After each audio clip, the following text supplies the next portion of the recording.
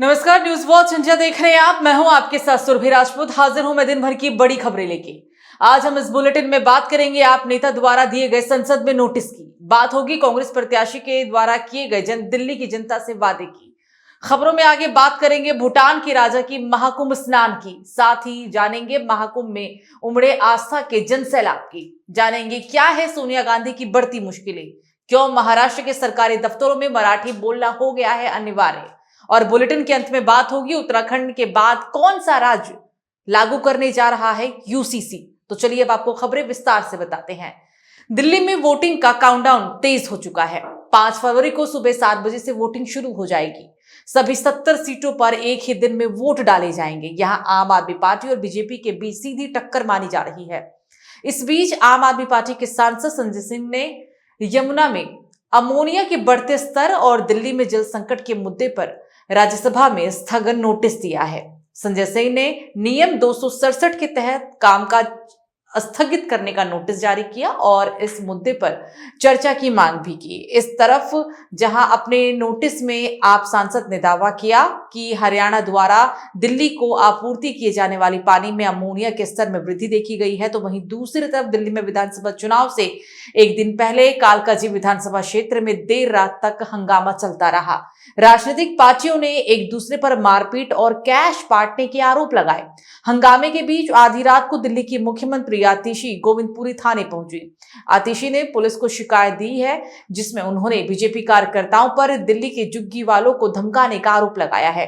Delhi police मामले की जांच कर रही है। जानकारी के अनुसार दिल्ली पुलिस ने 2 केस दर्ज कर लिए हैं। दोनों ही मामले आचार संहिता उल्लंघन से जुड़े हुए हैं। इनमें से एक केस सीएम आतिशी के खिलाफ भी दर्ज किया गया है। आतिशी पर आरोप है कि वो 10 गाड़ियों में अपने 50-60 समर्थकों के साथ फतेह सिंह मार्ग पहुंची थी।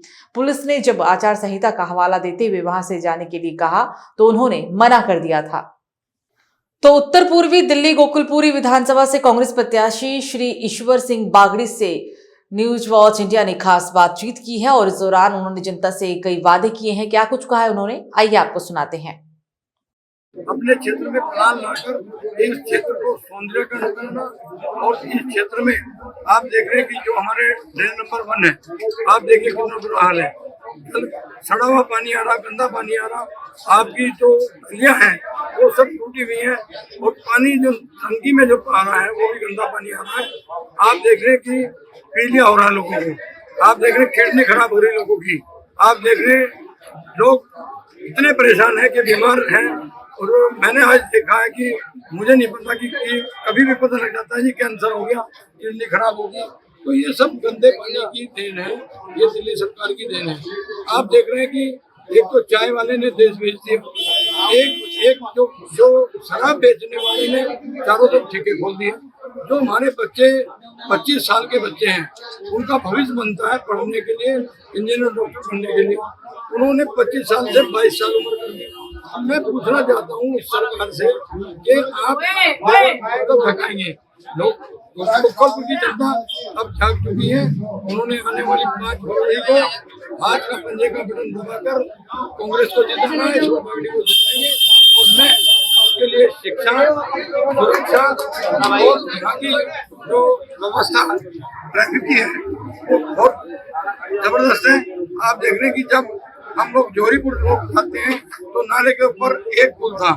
आदरणीय अग्रवाल जी हमारे एमपी थे आगे, उन्होंने 4 पुल दिल्ली के अंदर और एक पुल यूपी के अंदर, क्योंकि यूपी से जो जनता आती है वो कोई पाकिस्तान की जनता नहीं है, वो दिल्ली यूपी की जनता है। तो हमें सुविधा देना, क्योंकि हम भी उस रास्ते से निकलते हैं, वो सुविधा देना हमारा काम है। आम आदमी पार्टी आरोप ला रही है कांग्रेस के ऊपर, जैसे कि हम 200 रेटिंग दे रहे हो, कांग्रेस करिए हम 300 देंगे, इस पर आपका क्या कहना है?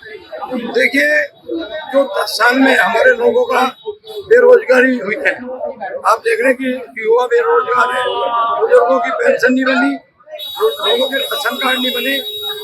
हमने राहुल गांधी जी ने और हमारे खड़गे जी ने यह तय किया है कि जिस तरह लोगों के पैसे से अब ये जो टैक्स ले रहे हैं, 28% GST ले रहे हैं, तो जो 28 जब कांग्रेस की सरकार थी जन इनकम टैक्स था, आज 28% GST है। आज 28% GST लेकर ये लोग 200 यूनिट दे रहे हैं। तो कांग्रेस ने भी कहा कि जब 28% GST लोग दे रहे हैं तो हम 300 यूनिट फ्री देंगे। और जो 1100 रुपए का सिलेंडर है, वो हम 500 रुपए का देंगे। 2500 रुपए हर महिला को हर महीने घर बैठे मिलेंगे, वो कांग्रेस की देन है। और जो 8500 रुपए है वो बच्चों की स्टडी के लिए वो सहायता उनको मिलेगी। और 25 लाख का इलाज वो फ्री इलाज करेंगे, जो 25 लाख आम आदमी पार्टी ने पहले ही पंजाब सरकार ने वादा किया था कि 1000 रुपए महिला को देंगे। क्या उस पर क्या कहना है? देखिए, वहाँ पंजाब की महिलाओं ने आकर यहाँ प्रदर्शन किया है केजरीवाल जी के खिलाफ, और उनकी पोल खोल दी कि उन्होंने चुनाव में 1000 रुपए देने का वादा किया था, लेकिन उन्होंने कोई वादा पूरा नहीं किया। ऐसे ही मोदी सरकार ने कोई वादा पूरा नहीं किया, क्योंकि उन्होंने भी कहा था कि हम हर आम आदमी के खाते में 15-15 लाख रुपए देंगे। अगर आप जीत के आते हैं, विधायक बनते हैं, आप प्रतिनिधि बनते हैं, तो आपके नए मुद्दे ऐसे क्या रहेंगे? आपको जनता को सवाल क्या ऐसे?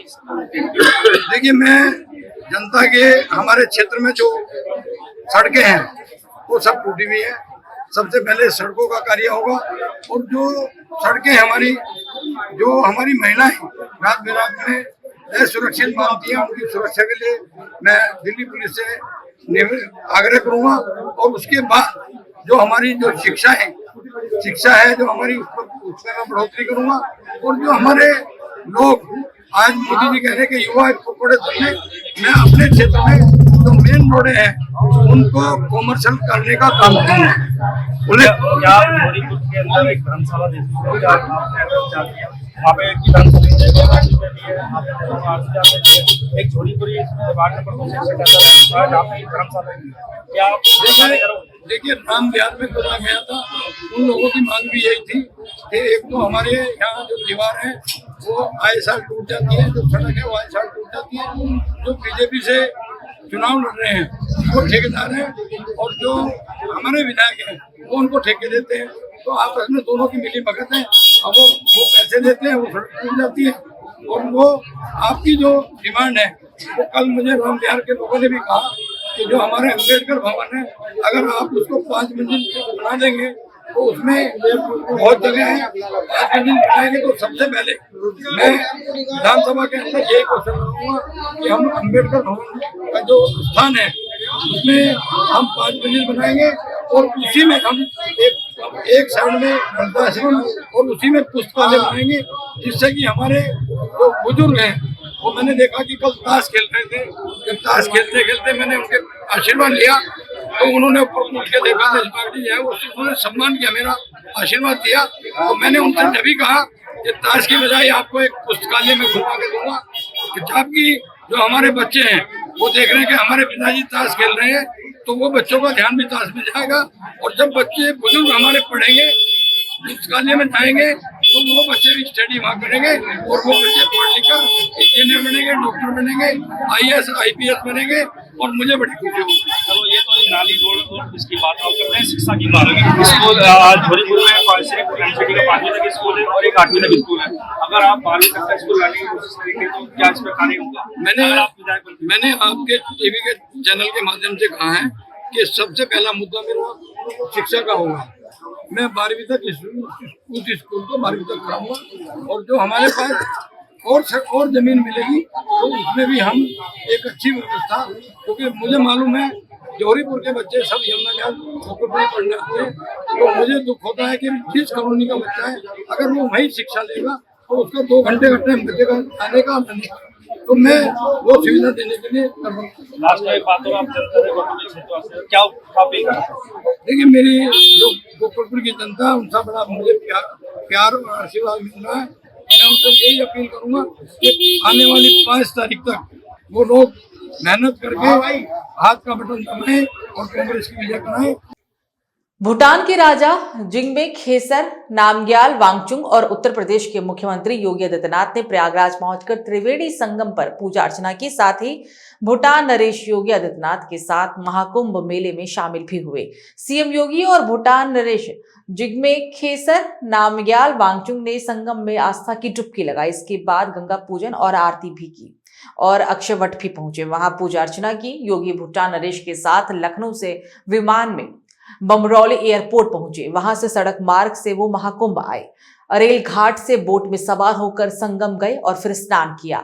इस दौरान भूटान नरेश ने योगी के साथ पक्षियों को दाना खिलाया और फोटो भी खिंचवाई। योगी के दौरे को देखते हुए लेटे हनुमान मंदिर और अक्षयवट श्रद्धालुओं के लिए बंद कर दिया गया था। और वहीं आपको बता दें कि 5 फरवरी को पीएम नरेंद्र मोदी भी महाकुंभ का दौरा करेंगे। ऐसे में योगी हेलीपैड से लेकर अरेल घाट और संगम नोच तक की व्यवस्था को भी देखेंगे।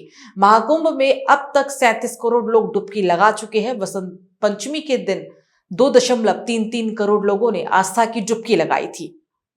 महाकुंभ के दौरान संगम में डुबकी लगाने वालों की संख्या विश्व के तीसरी सबसे बड़ी आबादी वाले देश अमेरिका से भी अधिक हो गई है। अमेरिका की जनसंख्या 34.11 करोड़ है, जबकि संगम में रविवार को ही 34.97 करोड़ श्रद्धालु स्नान कर चुके हैं। सोमवार को तो स्नान करने वालों का आंकड़ा 37 करोड़ के पार पहुंच गया था। विश्व में भारत की आबादी सबसे अधिक 1.42 अरब से भी ज्यादा है। इसके बाद चीन की जनसंख्या 1.41 अरब से अधिक है। वहीं तीसरे नंबर पर अमेरिका है, जिसकी जनसंख्या 34.11 करोड़ है। मेला प्राधिकरण से प्राप्त आंकड़ों के अनुसार रविवार तक महाकुंभ में 34.97 करोड़ लोग स्नान कर चुके थे। वसंत पंचमी के बाद महाकुंभ में स्नान करने वाले श्रद्धालुओं की संख्या 37 करोड़ के पार पहुंच चुकी है। बसंत पंचमी अमृत स्नान पर्व पर शाम को 6 बजे तक ही 2.33 करोड़ लोग स्नान कर चुके थे। रविवार तक कुल ये आंकड़ा 34.97 करोड़ लोग के पार पहुंच चुका था। तो चलिए खबरों में आगे बढ़ेंगे। सोनिया गांधी की राष्ट्रपति पर टिप्पणी को लेकर अब विवाद थमता नजर नहीं आ रहा है। इस मामले में बीजेपी सांसदों ने सोमवार को संसदीय विशेषाधिकार हनन का नोटिस पेश किया। नोटिस में कहा गया कि सोनिया गांधी की तरफ से भारत के राष्ट्रपति के खिलाफ कथित तौर पर अपमानजनक और निंदनीय शब्दों के इस्तेमाल का जिक्र किया गया। साथ ही राज्यसभा सांसद पर देश के सर्वोच्च पद की गरिमा को कम करने का प्रयास करने का आरोप भी लगाया गया। भाजपा ने राज्यसभा के सभापति को संबोधित नोटिस में कहा है कि हम हाल ही में भारत के माननीय राष्ट्रपति के खिलाफ राज्यसभा सांसद सोनिया गांधी की तरफ से की गई कुछ असंसदीय, अपमानजनक और अपमानजनक टिप्पणियों के बारे में बहुत निराशा के साथ लिख रहे हैं, जो गंभीर विचार और अनुशासनात्मक कार्रवाई की मांग भी करती है। संबंधित टिप्पणी जैसे कि इस सार्वजनिक रूप से अद्युत किया गया, ये थी बेचारी महिला राष्ट्रपति अंत तक बहुत थक गई थी, वो मुश्किल से बोल पा रही थी, बेचारी, ऐसे शब्दों का इस्तेमाल किया गया था। महाराष्ट्र सरकार ने सरकारी और अर्ध सरकारी कार्यालयों में सभी अधिकारियों के लिए केवल मराठी में बात करना अनिवार्य कर दिया है। स्टेट प्लानिंग डिपार्टमेंट द्वारा जारी की गई अधिसूचना के मुताबिक भारत के बाहर और गैर मराठी भाषी राज्यों से आने वाले आगंतुकों को छोड़कर सभी अधिकारियों को आगंतुकों के साथ बातचीत करते वक्त मराठी भाषा का इस्तेमाल करना बिल्कुल अनिवार्य है। ये नियम सभी सरकारी कार्यालयों, अर्ध सरकारी कार्यालयों, स्थानीय स्वशासन, सरकारी नियमों और सरकारी सहायता प्राप्त प्रतिष्ठानों पर भी लागू है। पॉलिसी का मकसद सभी सार्वजनिक मामलों में मराठी को बढ़ावा देना, भाषा को संरक्षित और विकसित करना है। राज्य सरकार के द्वारा जारी अधिसूचना में कहा गया है कि सभी कार्यालयों में पीसी की बोर्ड में रोमन वर्णमाला के अलावा मराठी देवनागरी अल्फाबेट भी होनी चाहिए। नए नियमों का पालन करने में फेल रहने पर दोषी अधिकारियों को अनुशासनात्मक कार्रवाई का सामना भी करना पड़ेगा। बता दें कि सरकार के मुताबिक ये कदम राज्य में मराठी भाषा और संस्कृति को बढ़ावा देने के सरकार के प्रयासों का ही हिस्सा है। तो उत्तराखंड के बाद अब गुजरात में यूसीसी को लागू करने की तैयारी शुरू हो गई है। समान नागरिक संहिता यानी कि यूसीसी को लागू करने के लिए इसके कार्यान्वयन के लिए एक समिति का भी गठन किया गया है। गुजरात के मुख्यमंत्री भूपेंद्र पटेल ने कहा कि समान नागरिक संहिता यानी कि यूसीसी का ड्राफ्ट तैयार करने और कानून बनाने के लिए सुप्रीम कोर्ट के पूर्व न्यायाधीश रंजना देसाई की अध्यक्षता में 5 सदस्यीय समिति का गठन किया गया है। समिति राज्य सरकार को 45 दिनों में अपनी रिपोर्ट सौंपेगी और इसके आधार पर सरकार निर्णय लेगी। गुजरात के गृह मंत्री हर्ष संघवी ने इस मौके पर कहा कि आज एक ऐतिहासिक निर्णय लिया गया है। यूसीसी को लागू करने के लिए एक समिति गठित की गई है। हम सभी एक महान राष्ट्र के नागरिक हैं जहां भारतीयता हमारा धर्म है। गुजरात के सीएम यूनिफॉर्म सिविल कोड के लिए एक समिति की घोषणा भी कर रहे हैं। संविधान का 75वें साल मनाया जा रहा है। पीएम मोदी सभी के लिए समान हक की बात करते हैं। फिलहाल इस बुलेटिन में मेरे साथ इतना ही। आप देखते रहिए न्यूज वॉच इंडिया। नमस्कार।